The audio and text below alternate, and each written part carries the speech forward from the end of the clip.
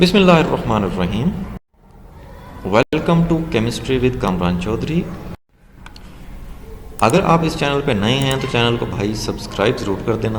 Video पसंद आए तो लाइक, शेयर एंड कमेंट ज़रूर कर दीजिएगा।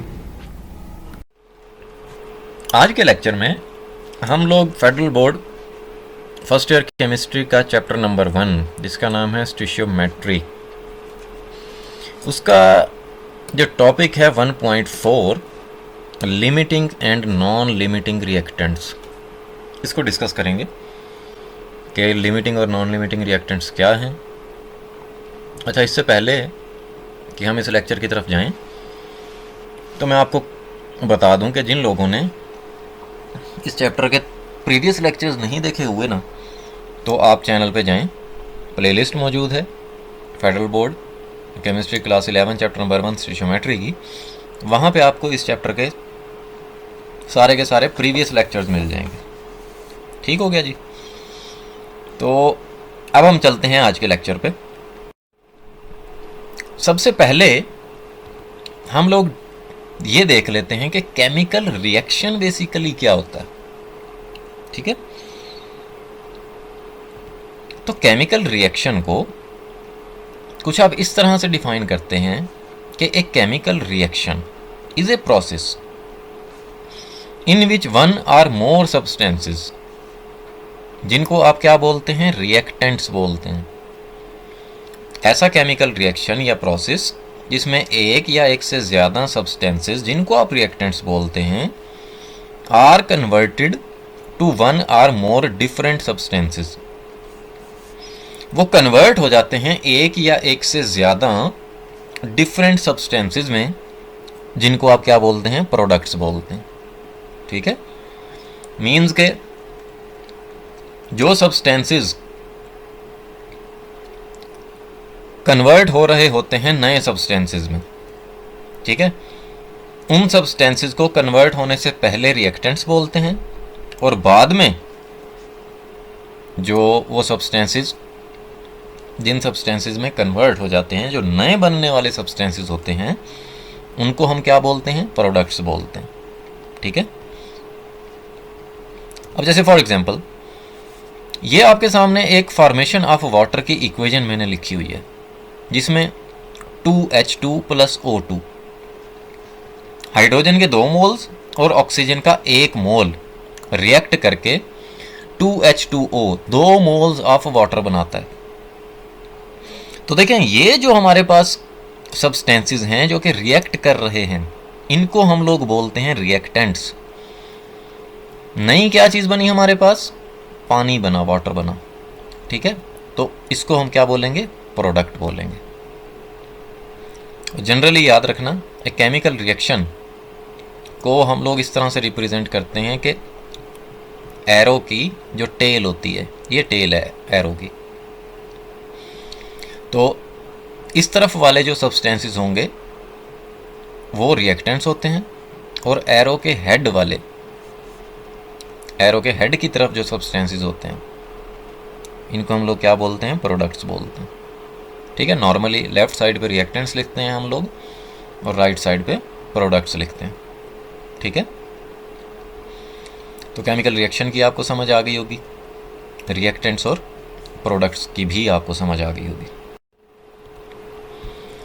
अब साथ ही मैं आपको ये भी बताता चलूँ कि केमिकल इक्वेशन क्या होती है। Representation of a chemical reaction using symbols of the elements,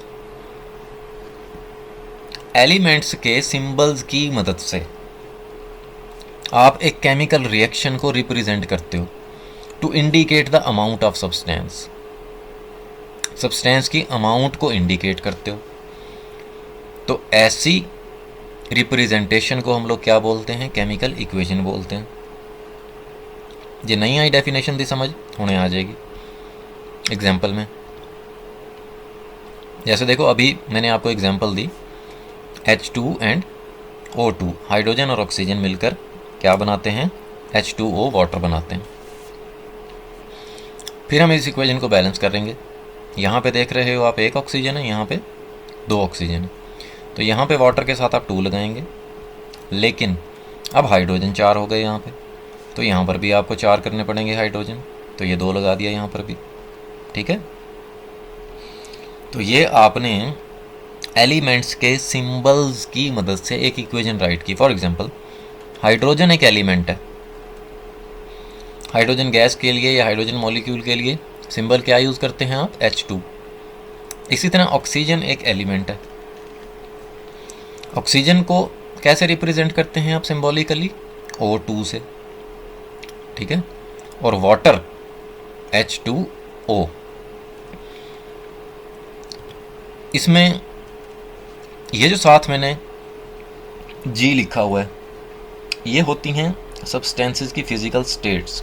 G stands for gas, oxygen भी गैसियस फॉर्म में है, वाटर लिक्विड फॉर्म में होता है, तो इसलिए इसको L से रिप्रेजेंट करेंगे। इसी तरह सॉलिड के लिए S से रिप्रेजेंट करते हैं हम लोग, और जो एक्वस फॉर्म में हो तो उसके लिए हम AQ लिखते हैं।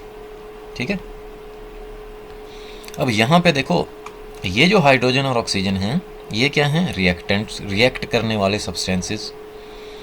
और ये जो वाटर है ये क्या है यहाँ पे? ये प्रोडक्ट है। ठीक है, ये रिएक्शन एरो होता है, ये जो आपको एरो नज़र आ रहा है ब्लैक कलर में। ठीक है, ये जो साथ सबस्क्रिप्ट लिखा हुआ नज़र आ रहा है आपको, ये रिप्रेजेंट कर रहा होता है नंबर ऑफ मोल्स को। ये जो कोफिशिएंट साथ लिखा हुआ है 2, ये 2। ठीक है, यहाँ पे ऑक्सीजन के साथ कुछ नहीं है तो इट मीन्स 1 है, तो ऑक्सीजन का 1 मोल है। ठीक है, ये जो साथ नीचे 2 लिखा हुआ है ये बेसिकली नंबर ऑफ एटम्स को रिप्रेजेंट करता है। ठीक है, ये मैंने ऑलरेडी आपको बता दिया, ये फिजिकल स्टेट को रिप्रेजेंट करता है। ये जो साथ नीचे लिखे हुए हैं G और L। ठीक है,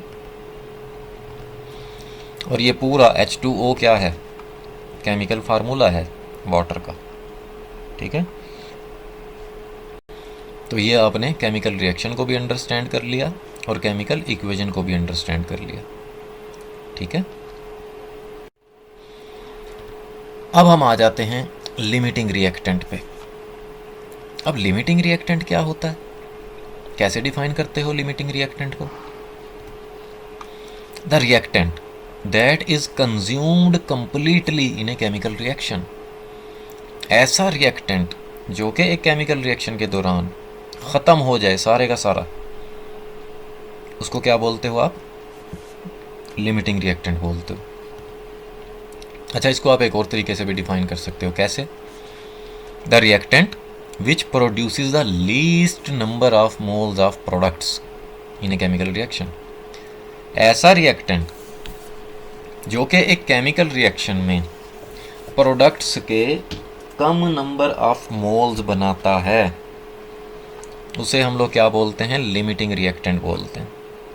ठीक, अब हम आ जाते हैं नॉन लिमिटिंग रिएक्टेंट, या जिसको आप एक्सेस रिएक्टेंट भी बोलते हैं। द रिएक्टेंट लेफ्ट अनयूज्ड और unreacted after completion of the reaction is called reactant in excess और नॉन लिमिटिंग रिएक्टेंट। ऐसा रिएक्टेंट जो कि केमिकल रिएक्शन के दौरान बच जाता है, ठीक है, उसको हम लोग एक्सेस रिएक्टेंट या नॉन लिमिटिंग रिएक्टेंट बोलते हैं। अच्छा, अब आप देखो कि 2 रिएक्टेंट्स हैं सपोज। जब एक रिएक्टेंट ख़त्म हो गया, जिसको आप लिमिटिंग रिएक्टेंट बोल रहे हो, जब एक रिएक्टेंट हो ही ख़त्म गया तो क्या केमिकल रिएक्शन आगे चलेगा? नहीं चलेगा। तो जो दूसरा रिएक्टेंट होगा जो बच जाएगा वो तो उसी तरह से बचा रहेगा। तो ऐसे रिएक्टेंट को फिर हम नॉन लिमिटिंग या एक्सेस रिएक्टेंट बोलते हैं, या इसको आप इस तरह से भी डिफाइन कर सकते हैं। The reactant which produces the more number of moles of products in a chemical reaction. ऐसा रिएक्टेंट जो कि केमिकल रिएक्शन में प्रोडक्ट्स के कम नंबर ऑफ मोल्स नहीं बनाता बल्कि ज़्यादा नंबर ऑफ मोल्स बनाता है as compare to limiting reactant. जैसे मैंने अभी आपको बताया जबकि लिमिटिंग रिएक्टेंट तो कम नंबर ऑफ मोल्स बनाएगा प्रोडक्ट के, क्योंकि उसने जल्दी ख़त्म हो जाना है, ठीक है। जबकि एक्सेस रिएक्टेंट जो होगा या जो नॉन लिमिटिंग रिएक्टेंट होगा वो प्रोडक्ट्स के ज़्यादा मोल्स बनाएगा, कम मोल्स नहीं बनाएगा, ठीक है। तो ऐसे रिएक्टेंट को आप क्या बोलते हो, नॉन लिमिटिंग या एक्सेस रिएक्टेंट बोलते हो। होपफुली लेक्चर आपको बहुत अच्छे से क्लियर हो गया होगा। फिर भी अगर आपका कोई क्वेश्चन है देन आप कमेंट सेक्शन में मुझसे पूछ सकते हैं। जे ਤੁਹਾਨੂੰ वीडियो पसंद आई है तो फिर चैनल को सब्सक्राइब जरूर कर देना, वीडियो को लाइक और शेयर ज़रूर कर दिया करें अपने फ्रेंड्स सर्कल में। Thank you very much for watching this video.